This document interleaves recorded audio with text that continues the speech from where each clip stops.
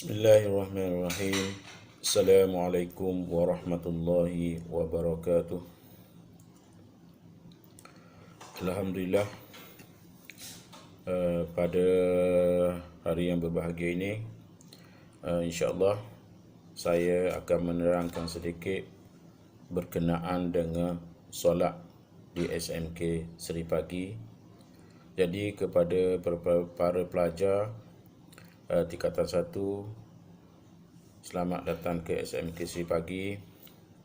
Sama-samalah kita memakmurkan sekolah SMK Seri Pagi. Jadi pada hari ini saya akan menerangkan sedikit berkenaan dengan solat di SMK Seri Pagi. Yang mana kita tahu bahawa bila PDPC berjalan secara bersemuka, kita para guru dan para pelajar sesi petang SMK Seri Pagi akan berhadapan dengan dua waktu solat. Yang pertama waktu solat Zuhur dan yang kedua waktu solat Asar. Jadi sebagai seorang Islam, kita wajib menunaikan kedua-dua solat tersebut.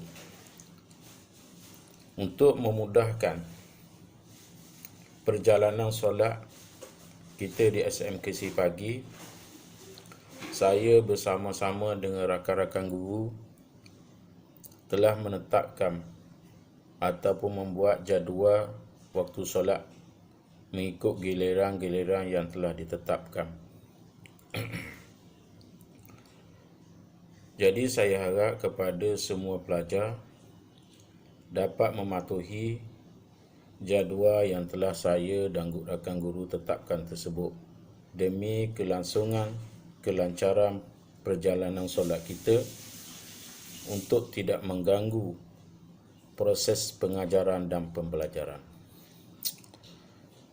Untuk itu, saya akan terangkan kepada para pelajar. Yang pertama berkenaan dengan SOP Surah Sekolah SMK Seri Pagi.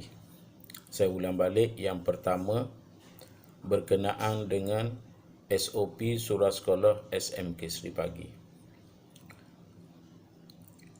Tertakluk perbincangan dengan pengetua, maka telah diputuskan bahawa jemaah yang dibenarkan untuk menggunakan surah hanyalah murid dan guru SMK Seri Pagi sahaja. Saya ulang suara.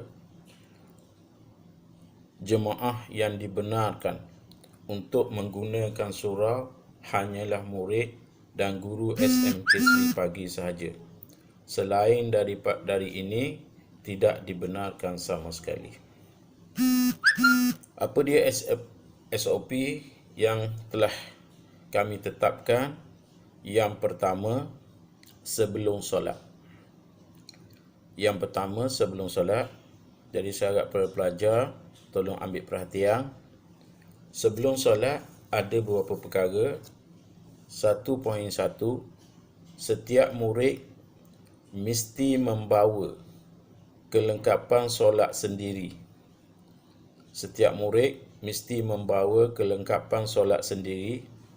Seperti sejadah, telekung dan songkok. Para pelajar tidak dibenarkan sama sekali berkongsi barang-barang solat ini. Yang kedua, murid tidak dibenarkan berkongsi kelengkapan tersebut. Seperti yang saya kata tadilah. Jadi sejadah tidak boleh kita kongsi dengan kawan-kawan kita. Okey, jadi saya harap tu faham. Yang ketiga, murid hendaklah berwuduk di rumah atau tempat wuduk yang ditetapkan. Seelok-eloknya para pelajar kalau boleh ambil air sembahyang di rumah dan kekalkan air sembahyang itu sampai ke sekolah, sampailah sehingga masuk waktu Zuhur. untuk memudahkan kita menunaikan solat zuhur. Namun begitu, andainya tidak ada kesempatan untuk mengambil wuduk di rumah ataupun wuduk telah batal, maka para pelajar boleh mengambil wuduk di tempat yang saya sediakan, di tempat yang sekolah sediakan. Okey, pelajar yang kasih sekalian, yang kedua, SOP yang kedua semasa solat.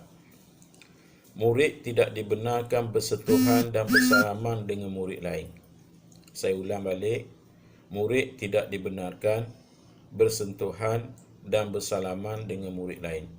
Ini bermaksud bahawa setiap orang pelajar mesti ada penjarakan di antara seorang murid dengan seorang murid yang lain. Dan juga setiap pelajar tidak boleh berpegangan tangan ataupun sentuh menyentuh antara satu sama lain, apatah lagi untuk bersalaman selepas selesai menunaikan solat. Itu ditegah sama sekali. Yang kedua, kedudukan semasa solat hendaklah mengikut tempat yang telah ditetapkan, yakni ditandakan.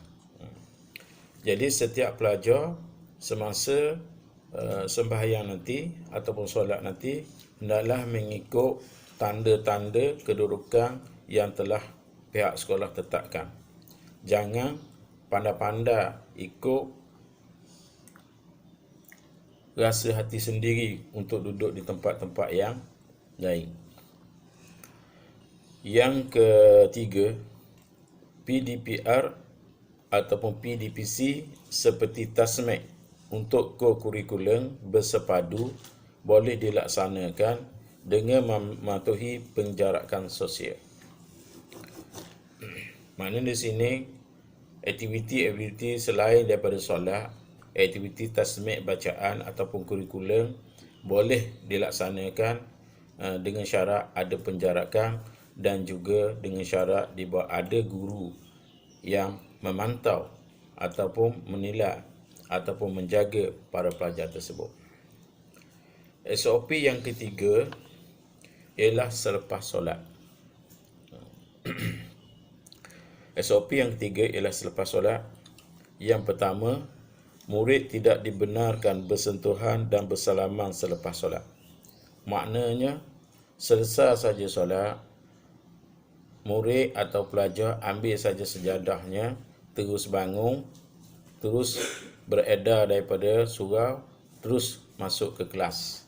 Tanpa berbual kosong, tanpa bersentuhan, tanpa bersalaman dengan sesiapa sekalipun. Yang kedua, murid perlu segera beredar sebaik selesai menunaikan solat. Maksudnya di sini ialah jangan ada lagi berkumpul, berbual-bual kosong dan sebagainya, terus masuk ke kelas untuk meneruskan PDPC di dalam kelas. Itu saja berkaitan dengan SOP solat. Seterusnya, yang kedua yang saya nak terangkan di sini adalah keperluan barangan untuk solat. Saya ulang balik, keperluan barangan untuk solat. Apa yang perlu dibawa oleh para pelajar untuk menunaikan solat? Yang pertama sekali, bagi pelajar lelaki. Pelajar lelaki ada dua perkara yang penting yang perlu mereka bawa setiap hari. Yang pertama, sejadah. Saya harap semua pelajar ada sejadah masing-masing. Tidak ada yang berkongsi sejadah. Ini demi untuk kita mengelakkan daripada penyebaran wabak COVID-19. Barang yang kedua yang perlu ada pada setiap pelajar ialah botol spray untuk mengambil wuduk. Kerana kita di SMKC Pagi, kami telah menetapkan bahawa mengambil wuduk kita menggunakan spray Yang ini kalau para pelajar yang baru tingkatan 1 belum tahu lagi cara mengambil wuduk, bolehlah Google dalam internet, cari mana-mana ustaz yang menunjukkan cara mengambil wuduk menggunakan spray dengan sempurna ataupun dengan betul.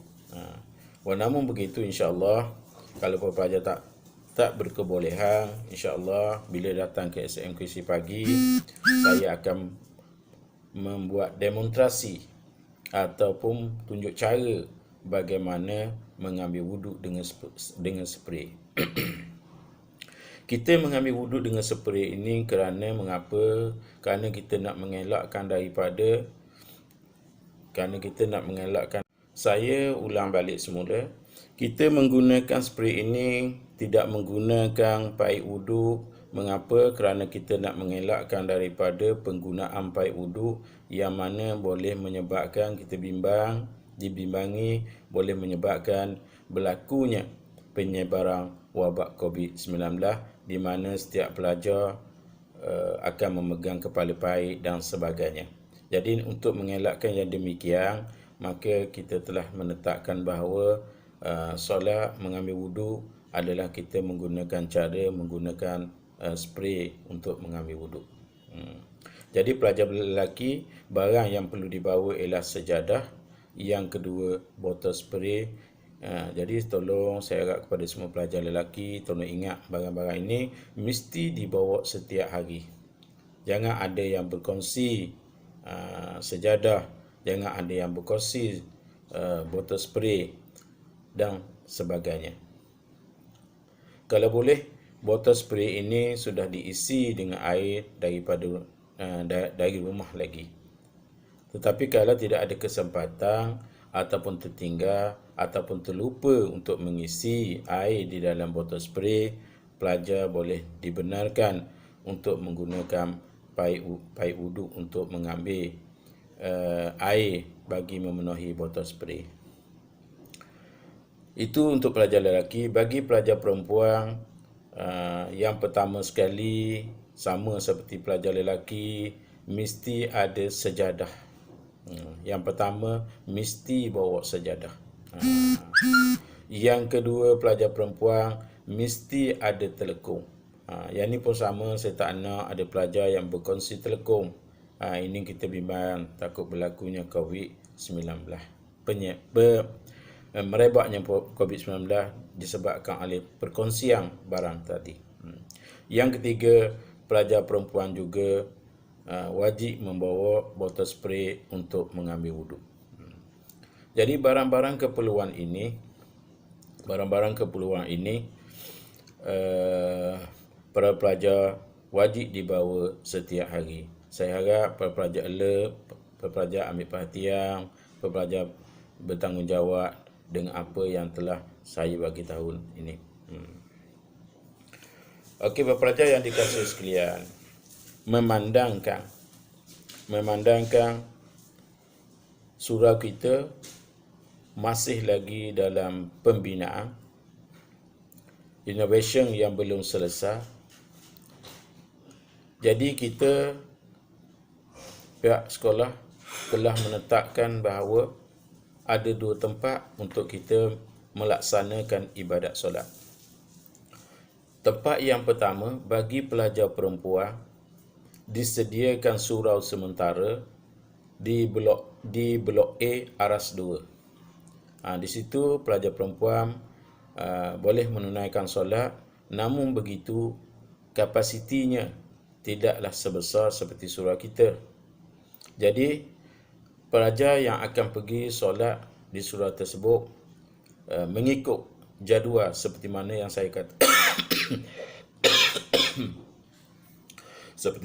saya katakan tadi, bahawa saya telah menetapkan jadual untuk pergi menunaikan solat.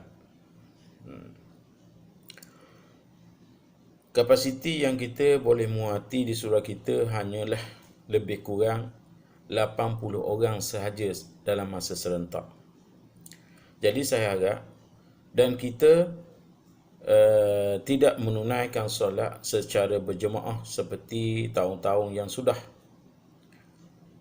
Kita menunaikan solat secara persendirian kalau tahun-tahun yang sudah sebelum berlakunya COVID-19. Alhamdulillah, sekolah kita menetapkan setiap orang pelajar menunaikan solat secara berjemaah. Namun apabila berlakunya COVID-19, kita telah menetapkan bahawa kita tidak melaksanakan solat secara berjemaah, tetapi kita menetapkan solat secara individu. Yakni bila seorang itu masuk ke dalam surau, terus solat tanpa menunggu kepada jemaah-jemaah ataupun rakan-rakan yang lain. Sebab apa? Ini kita nak mengambil masa yang cepat, nak bagi ruang kepada pelajar lain untuk menunaikan solat, kerana surau sementara kita dapat memenuhi hanya 80 orang sahaja dalam satu masa. Kalau kita mengambil masa yang lama, nanti boleh mengganggu pelajar-pelajar lain untuk menunaikan solat, dan sekaligus dia boleh menyebabkan berlakunya kelewatan proses PDPC di dalam kelas. Jadi ini semua kalau boleh kita disiplinkan diri, percepatkan masa demi untuk tidak mengganggu PDPC kita di dalam kelas. Sementara bagi pelajar lelaki pula, saya dah berbincang dengan Tuan Pengetua dan pentadbiran SMK Seri Pagi bahawa kita telah menetapkan Anjung Seri Pagi sebagai surau sementara. Anjung Seri Pagi sebagai surau sementara. Di situ saya telah tanda kedudukan, pelang kedudukan, solat dan sebagainya. Jadi dan kapasitinya hanya boleh muat lebih kurang dalam 70 orang saja dalam satu masa. Jadi seperti yang saya terangkan tadi, pelajar lelaki juga selesai saja mengambil air semayang, terus masuk ke Anjung Seri Pagi dan menunaikan solat secara individu, tidak berjemaah. Ini untuk kita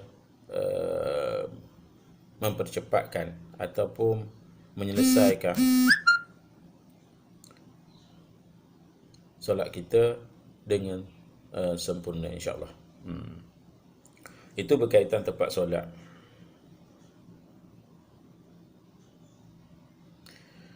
Kemudian di kesempatan ini juga saya nak menasihati para pelajar, kalau boleh semasa melaksanakan solat, baik solat zuhur ataupun solat asar, sembahyanglah dengan penuh khusyuk, dengan penuh disiplin, tanpa mengganggu orang lain, dan juga kalau boleh mengambil masa yang pendek supaya kita tidak mengganggu PDPC kita di dalam kelas nanti. Dan saya harap tidak ada sebarang aksiden yang berlaku semasa kegiatan solat tersebut, di mana tidak ada para pelajar yang mengejar, bermain dan sebagainya. Yang ini boleh menjatuhkan imej kita sebagai seorang pelajar Islam yang mana boleh menjatuhkan maruah agama Islam kita sendiri. Jadi saya rasa cukuplah sampai di sini penerangan saya berkenaan dengan keperluan solat di SMK Seri Pagi, dan saya harap semua para pelajar tidak absent ataupun tidak skip ataupun tidak menunaikan solat. Saya bimbang ada juga kebelakangan ini pelajar-pelajar yang turun untuk solat tetapi dia tak solat, bila kawan dia masuk kelas, itu saja. Jadi saya harap para pelajar berilah tumpuan yang sepenuhnya demi untuk menyelesaikan perintah Allah Subhanahu wa taala. Jadi saya rasa itu saja. Sekian, wabillahi taufiq wal hidayah. Wassalamualaikum warahmatullahi wabarakatuh.